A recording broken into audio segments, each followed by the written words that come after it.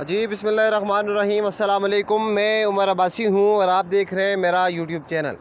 ख़वातीन हज़रात, supreme court of Pakistan में आज दो अहम केसेस थे। सबसे पहला केस बानी पीटीआई इमरान ख़ान और शेर अफजल मरवत की दरख्वास्तें थी 8 फरवरी के इलेक्शन में मुबैना तौर पर धांधली के ख़िलाफ़। उस हवाले से वकला जो हैं वो पेश हुए हैं। बानी पीटीआई के जो वकील थे हामिद ख़ान वो पेश हुए, और इसके साथ साथ आपको बताते चलें कि रियाज़ हनीफ राही जो कि शेर अफजल मरवत के वकील थे वो भी पेश हुए, और शेर अफजल मरवत साहब ख़ुद भी यहाँ पर पेश हुए हैं और वो भी उनसे बात हुई है, वो भी आपको बताते हैं। दूसरा बड़ा पुराना केस है फ़ोन टैपिंग का केस, कॉल टैपिंग का केस। उस हवाले से भी बड़े अहम रिमार्क्स जो हैं वो जजेस की तरफ से सामने आए हैं। सबसे पहले आपको ये बताएं कि दोनों केसेस जो है वो आइनी बेंचेस में लगे हुए थे। 7 रुकनी जो बेंच है, आइनी बेंच, उन्होंने समाअत की है जिसकी सरबराही अमीनुद्दीन ख़ान कर रहे हैं। इस हवाले से आपको बताते चलें कि बुनियादी तौर पर जो 8 फरवरी के मुबैना तौर पर इलेक्शन में धांधली के ख़िलाफ़ जो दरख्वास्त थी उसमें जो है वो हामिद ख़ान की तरफ से बड़े हैरानकुन तौर पर जो है वो रिमार्क्स सामने आए हैं। पहली चीज़ आपको ये बताएं कि हामिद ख़ान साहब ने यह कहा कि रजिस्ट्रार ऑफिसर ने जो एतराज़ आयद किया था मेरी दरख्वास्त पर, हमारी दरख्वास्त पर, बल्कि वो जो एतराज़ था वो हम तक पहुँचे ही नहीं है। हमें नहीं बताया गया कि कोई एतराज़ भी लगाया गया था हमारी दरख्वास्त पर। इसके साथ साथ ये कहा गया हामिद ख़ान साहब की तरफ से कि ये जो केस चल रहा है हमें आज का तो पता ही नहीं था कि आज इसकी समाअत होना है। हम तो कल का सोच रहे थे, हमारा जहन तो कल का था, हम तो कल की तैयारी कर रहे थे कि जुमेरात वाले दिन जो है वो केस की समाअत होना है। तो ये सूरत हाल है, और उसके बाद ये दरख्वास्त की गई कि हमने तैयारी भी करनी है और आप मेहरबानी करें कि ये केस जो है वो मुलतवी कर दें। जो सर्दियों की छुट्टियाँ हैं उसके बाद जो है वो इस केस की समाअत कर दें। ये जो दरख्वास्त है वो कबूल कर ली गई है। जनवरी के महीने में जो है वो अब इसकी समाअत होना है। ये बड़ी हैरानकुन तौर पर ये बात है कि ये कहना कि हमें नहीं पता था, पहली चीज़ के रजिस्ट्रार ऑफिसर की तरफ से जो एतराज़ है। दूसरी चीज़ ये कि हमें आज की समाअत का भी नहीं पता था। पहली चीज़ ये अहकामात दे दिए गए हैं आइनी बेंच की तरफ से कि ये जो एतराज़ात हैं उनको हटा दिया जाए। दूसरा बड़ा अहम केस जो था वो फ़ोन टैपिंग का बड़ा पुराना केस था। इसकी भी समाअत जो है वो की है अमीनुद्दीन ख़ान ने 7 रुकनी बेंच के साथ।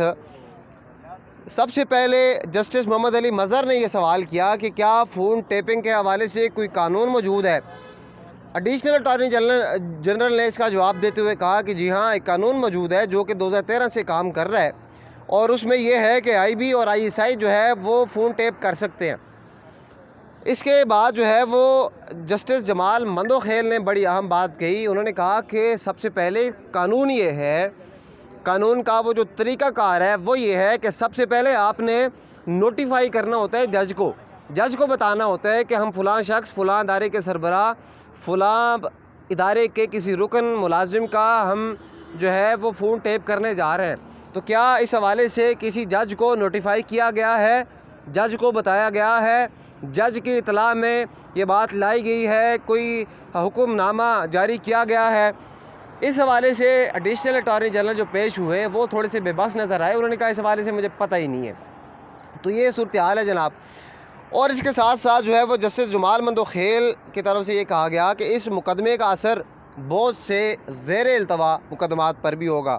ये मामला चीफ़ जस्टिस के चैम्बर से शुरू हुआ, चीफ़ जस्टिस कहाँ जाएगा। जस्टिस मोहम्मद अली मज़हर ने कहा कि कानून हर किसी के फ़ोन को टैप करने की इजाज़त नहीं देता। ARO ने कहा कि इस मुकदमे में दरख्वास्त गुजार से रब्ता नहीं हो रहा। दरख्वास्त गुजार के वकील गुज़श्ता साल फौत हो चुके हैं। अदालत ने केस पर एडवोकेट जनरल को नोटिस जारी करते हुए समाअत मुलतवी कर दी। ये चीज़ है।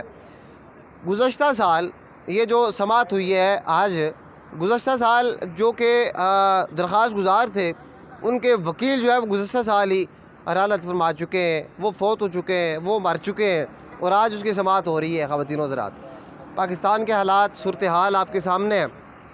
अब ये है कि 60,000 के करीब केसेस थे जब चीफ़ जस्टिस साबिक़ चीफ़ जस्टिस रिटायर्ड हुए काजी फायजी साहब। 60,000 के करीब जो केसेस थे। अब कहा यह जा रहा है कि इस वक्त अदलिया, हम देख भी रहे हैं कि अदलिया मुकम्मल तौर पर एक्टिव है। अदलिया रोज़ाना की बुनियाद पर केसेस की समाअत कर रही है, और बुनियादी तौर पर अदलिया का आइनी बेंच बनाने का मकसद, बहुत से मकासद में एक मकसद ये भी था कि जो केसेस का बर्डन है, ये जो केसेस की जो एक रवानी और फरावानी है उसको कम किया जाए।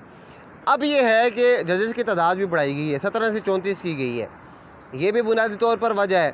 इसके अलावा आइनी बेंच बनाया गया था, ये वजह थी कि जो आम केसेस हैं, जो अवामी सतह के केसेस हैं, वो सुने जाएंगे सुप्रीम कोर्ट ऑफ पाकिस्तान में, और उसकी जो सरबराही है ज़ाहिर है वो हमारे चीफ जस्टिस ए अफरीदी साहब करेंगे।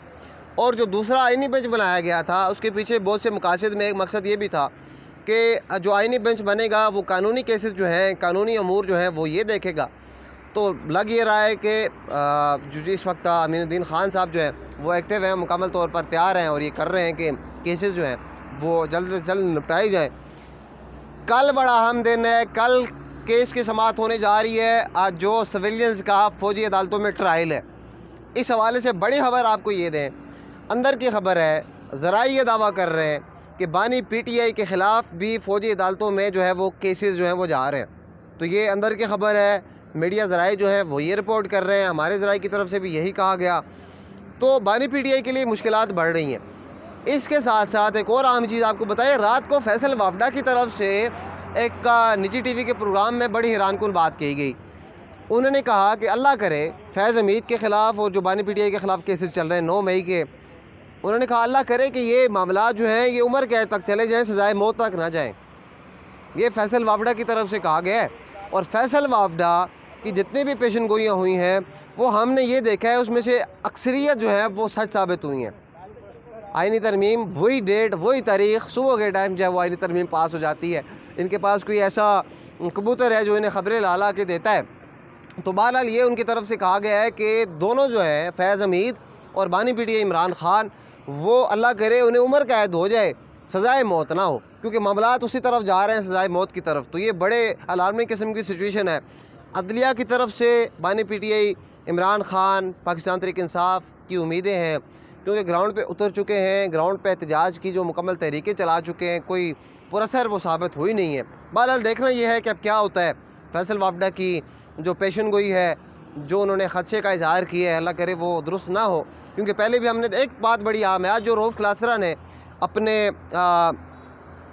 इसमें जो कॉलम लिखा है उसमें बड़ी ज़बरदस्त बात की है, अहम बात की है, ज़बरदस्त इस हवाले से कि बड़ी तारीख़ी बात है। उन्होंने कहा कि 2 किरदारों को जोड़ा है। अब ये मुख्तलिफ जो मैं क्राइन है वो जोड़ रहा हूँ, आपस में 2 चीज़ों को जोड़ा है। एक तो जुल्फ़िकार अली भुट्टो और दूसरा बानी PTI को। जुल्फ़िकार अली भुट्टो भी जल्द इलेक्शन कराने की पादाश में जो है वो तख्ता-ए-दार पर चढ़े हैं और उन्होंने साथ जोड़ा है बानी PTI को। असम्बलियाँ तोड़ दी गई थी बानी PTI की तरफ से, इमरान ख़ान की तरफ से, और अब ये है कि वो अभी तक जान बचाने में कामयाब है। ये रऊफ़ क्लासरा के अल्फाज हैं। तो ये सूरत हाल है ख़वातीन हज़रात। रऊफ़ क्लासरा, इसके साथ साथ फैसल वाफडा के बयानात, सिचुएशन बड़ी अलार्मिंग लग रही है। अल्लाह करे कि पाकिस्तान के हक़ में जो भी हो बेहतर हो। अपने मेज़बान उमर अब्बासी को सुप्रीम कोर्ट ऑफ पाकिस्तान से इजाज़त दीजिए। अल्लाह हामी व नासिर।